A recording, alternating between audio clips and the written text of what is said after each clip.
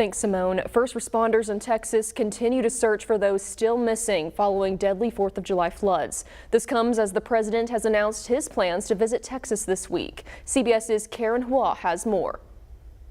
For first responders in Kerr County, Texas, it's been a harrowing weekend of searching and rescuing in the wake of early morning 4th of July floods. We will continue to search our search efforts until everybody is found. Officials say the death toll throughout the state has climbed to at least 79. Multiple campers from Camp Mystic, the girls' summer camp in Kerr County, remain among the missing.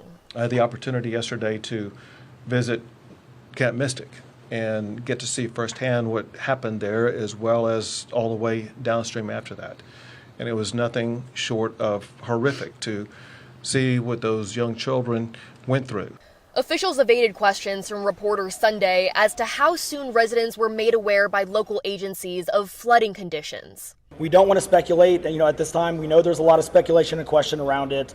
Again, there's going to be a full review, of this so we can make sure that we focus on future preparedness. President Trump dismissed on Sunday a question about recent cuts at the National Weather Service. Are you investigating whether some of the cuts to the federal government left key vacancies at the National Weather Service or in the emergency coordination? No, they did not.